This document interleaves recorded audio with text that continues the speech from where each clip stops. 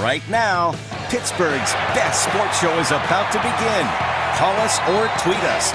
We got things to talk about on the Ireland Contracting Nightly Sports Call.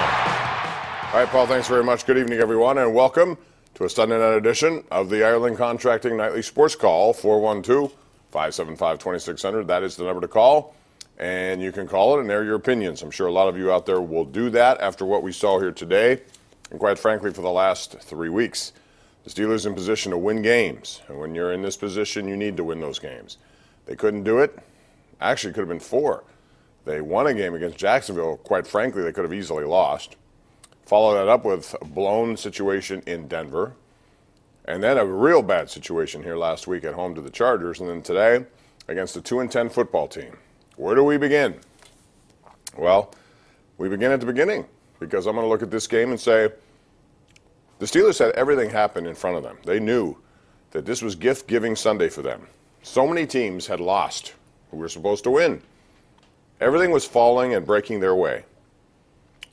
And they knew that when they kicked the ball off in Oakland. They knew it. And yet, they came up sluggish, I thought. They defer. You can argue that back and forth all you want, I guess. But if you defer, you believe your defense is going to shut this team down. And they didn't. Oakland jumped on them for a 7-0 lead. Again, given the gravity of the game, I was surprised.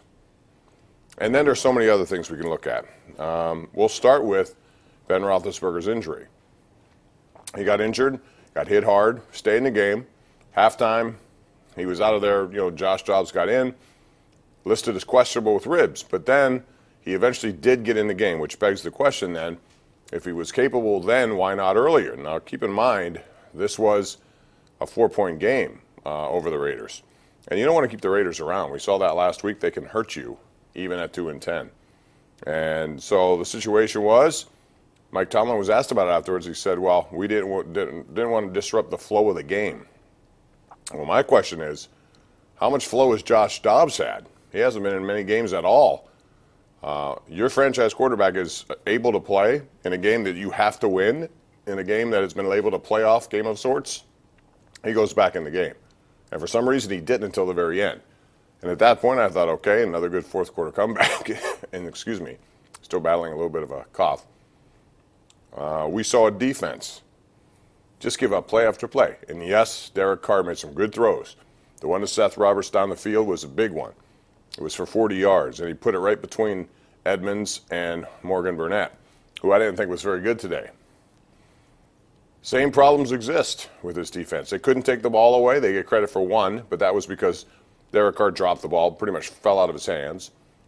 But they had other opportunities to make plays, game-changing plays, couldn't do it. And when your defense gives up 75-yard drives in the fourth quarter, as they've done in each of the last 2 weeks, they're not a very good defense. You can say all you want about the sack total, but with a sack total and with pressure should come turnovers, and so none have happened. Then there was the issue of no timeout at the end of the game. The announcers kept saying, what are the Raiders doing? My question was, what's Mike Tomlin doing? At that point, I want to conserve time because I got a feeling they're going to play, they're going to score, and you have to prepare for that.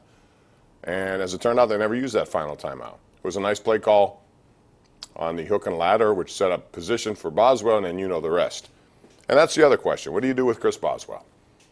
He's had a terrible year, one of the worst since Todd Peterson in 2002. This after he got a very nice contract, and one that was well-deserved.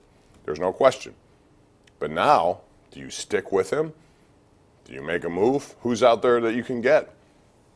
It's a really tricky situation. They have a schedule that's not as nice as when you see the Ravens, who I thought played well enough to win today in Kansas City. They were really good, defensively especially, and even with Lamar Jackson at quarterback. But the Steelers are going to have to beat one of these two teams for sure coming up, the Patriots or the Saints, or both. But it's not an easy assignment. And once, 3 weeks ago, we're looking at possibility of getting a home playoff game and a bye. All of a sudden now, they're looking at not making the playoffs at all. And it's a realistic thing.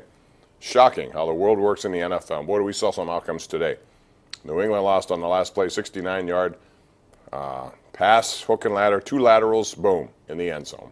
Bill Belichick's been called out for some of the decision-making to have Rob Gronkowski on the field, awaiting a Hail Mary, which never came.